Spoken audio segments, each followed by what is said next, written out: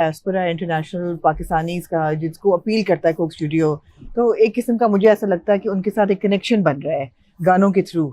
तो इस गाने के बारे में कुछ बताइए।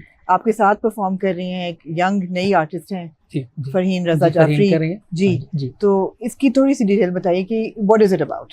ये गाना इसी तरह से है जैसे जो लोग मुझे करीब से जानते हैं उन्हें पता है कि जब हम बैठते हैं तो काम की बात होती है, थोड़ी कोई मुझे मेंटोर भी कह रहा होता है, क्योंकि मेंटोर इसलिए कह रहे होते हैं कि मैं कोई अपने तजुर्बे से कोई बात बता रहा होता हूँ, सिखा रहा होता हूँ, समझा रहा होता हूँ। तो और हम बहुत सारी चीज़ों पे, बहुत सारी बातों पे काम कर रहे होते हैं। तो वही चीज़ और इनकरेज कर रहा होता हूँ नए लोगों को कि जिनको कुछ करना है, स्पेशली उन लोगों को जो पूछते हैं। जो नहीं पूछते उनके लिए वो नहीं है, लेकिन जो पूछेगा उसको हमने सच सच बताना है जो वो पूछ रहा है। ये हमारी जिम्मेदारी है, सच्चाई से। सही, कुछ छुपाने की जरूरत नहीं। हाँ।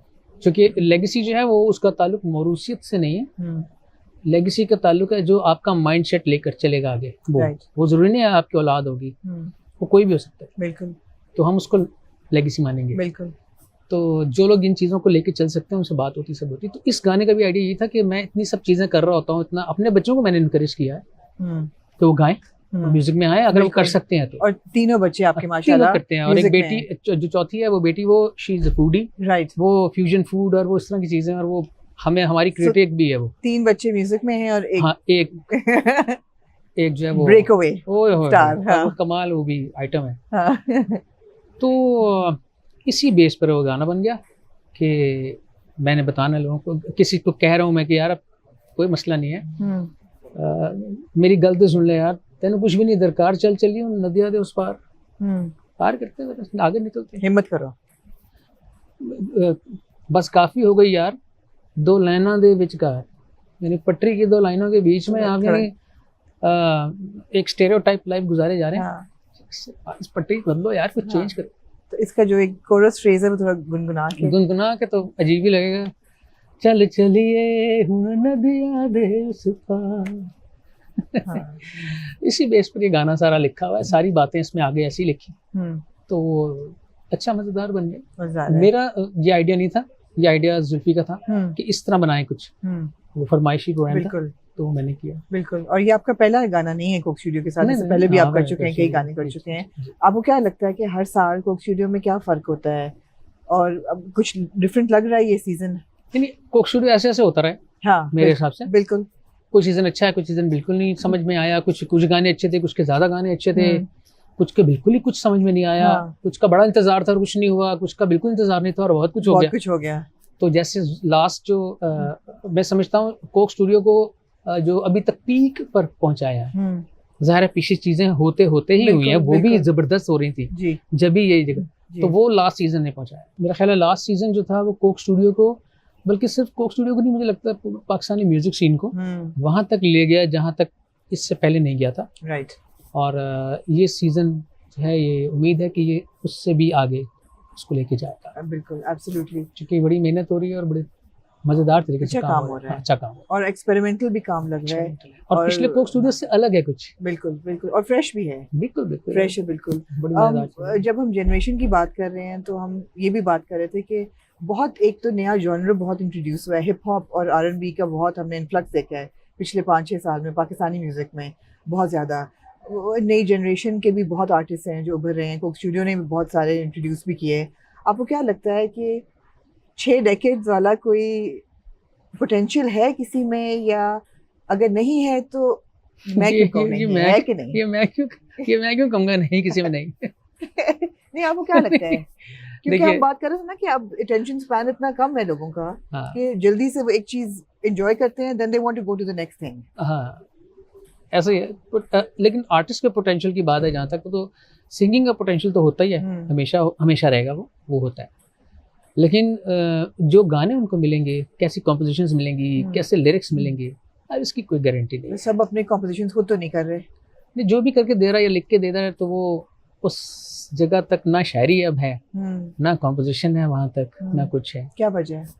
वजह है कि आर्ट ज़बूं हाली का शिकार है पूरी दुनिया में, स्पेशली इंटरनेट के आने के बाद।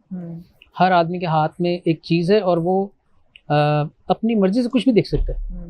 पहले था कि इंस्टीट्यूशंस आपको बताते थे, जो समझदार लोग थे वो आपको बताते थे कि आप ये चीज़ें ऐसे देखेंगे तो आपका इंटेलेक्ट भी चेंज होगा और आपको एक क्वालिटी चीज़ देंगे। अब क्वालिटी हो या नहीं हो डजेंट मैटर।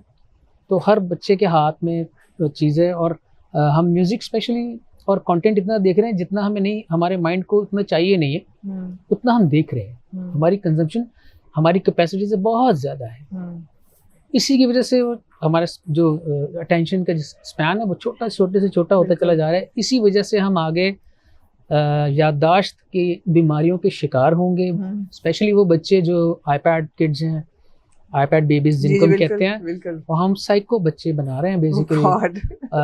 उनका हम ये बात सोच ही नहीं रहे कि हम उनको वो ट्रीटमेंट दे रहे हैं जो कि दूसरी जंग अजीम में इस वक्त कैदियों को दिया जाता था ना। ये वो ट्रीटमेंट है जिससे हम बच्चों को अपने गुजार रहे हैं। और ये बच्चे, मैंने अपनी आंखों से अपने सरों के बाल नोचते हुए छोटे छोटे बच्चों को देखा है कि वो क्यों बंद हो गया और वो खाना खा रहा था और वो चीज़ ऐसे चरिया सा हो गया। हमें पता नहीं क्या हमें हो गया है ना, हम माँ बाप भी हम पता नहीं किस तरह के हैं, हम कोई ध्यान ही नहीं दे रहे बच्चों पे, कुछ चीज़ों पे। हर चीज़ कोई किसी को दे देते हैं कि ये कर ले किसी तरह, मेरी जान छूट जाए, मैं देख लूँ, स्क्रॉलिंग कर लूँ किसी तरह। बिल्कुल। तो ये म्यूज़िक, ये तो ज़िंदगी के जब हमारे हालात हैं तो म्यूज़िक आर्ट तो बहुत बाद में कहीं जाके आता है, उसका तो सत्यानाश होना ही है। आप ऑब्वियसली जनरेशन के लिए भी मेंटोर हैं, आप अपने बच्चों के लिए भी मेंटोर हैं। आपके 3 बच्चे म्यूजिक में हैं, तो उनमें आपको were you happy with the decision? आपको लगा फ्यूचर ब्राइट है म्यूजिक में? अगर परस्यू करें, इजाजत दी आपने करने की या इनकरेज किया, गाइड भी किया? बिल्कुल गाइड भी किया, सब कुछ किया। मैंने उनमें पहले टैलेंट देखा, फिर मैंने देखा इनमें डिसिप्लिन कितना है, दोनों चीज़ें मुझे समझ में आई। तो फिर मैंने कहा आ जाओ मेरे साथ काम करो। तो मेरे साथ काम कर रहे हैं, 8-10 साल से मेरे साथ इंटर्नशिप कर रहे हैं। ऐसी ये चीज़ तो उन्हें कहीं किसी यूनिवर्सिटी में नहीं करने को मिलेगी। बिल्कुल बिल्कुल बिल्कुल, जिस प्रोसेस से वो गुजर रहे हैं। बिल्कुल। म्यूजिशियन, जो यंग म्यूजिशियन है, उसका आज ज़्यादा रगड़ा लगता है या पहले लगता था? मुझे लगता है ये बहुत पहले लगता था। पहले लगता था। हाँ, अब कहाँ लगता है? अब तो कुछ भी जरा सा कुछ करके तो ये बहुत मुश्किल वक्त नहीं है। नहीं, इससे ज़्यादा आसान शो बिजनेस के लिए इससे ज़्यादा आसान और मुनाफे बख्श वक्त कभी नहीं आया। कभी आया ही नहीं है तारीख में, जो अब है। कैसे? जो नहीं कर रहे उनको समझ में नहीं आ रही कि क्यों नहीं, कैसे करना है। ऐसा नहीं हो रहा है ना। हाँ। तो उसके लिए सब्सक्राइब करें, उसके लिए वो बेल आइकन दबा दीजिए, लाइक का बटन दबाएं। अभी मैं आपसे कहलवाऊंगी, लाइक का बटन दबाएं, सब्सक्राइब कर दें। और ये जी आज ही को सब्सक्राइब करें, लाइक का बटन दबाएं। 1000 रुपए महीना जो है वो जमा कराना शुरू कर दें, मेंबरशिप ले लें और यूं कर लें और वो कर लें। आप नहीं है टिकटॉक पे? टिकटॉक पे हूँ। हाँ, मैं मेरा सोशल मीडिया बड़ा सेट है। हाँ, सब कुछ है, बहुत अच्छा। तो बड़ी स्मूथ सेलिंग है फिर आपकी 2 किश्तियों में। आप एक नहीं, मैं तो मेरा तो पूरा सोशल मीडिया हर वक्त जबरदस्त चीजें आती हैं उसमें। बहुत मजेदार है। ये माशाल्लाह से गाने भी आपके जबरदस्त। और वही हम बात है कि एक्टिव करियर है आपका अब तक, बड़ी बात है। आसान चीज नहीं है ये। कभी आपको लगता है कि अपने आप को ही आप हर साल चैलेंज करते हैं कि अब पहले से बेहतर काम करना है, या आप आराम से बस हो जाता है? हर दूसरे महीने कि पहले से बेहतर? जी, पहले से बेहतर का मेरा मसला नहीं होता। मेरा मसला होता है कि एक अच्छा गाना देना है और एक और अच्छा गाना देना है, उससे अच्छा हो नहीं होता, ऐसे नहीं, अच्छा गाना देना। And the simpler the better.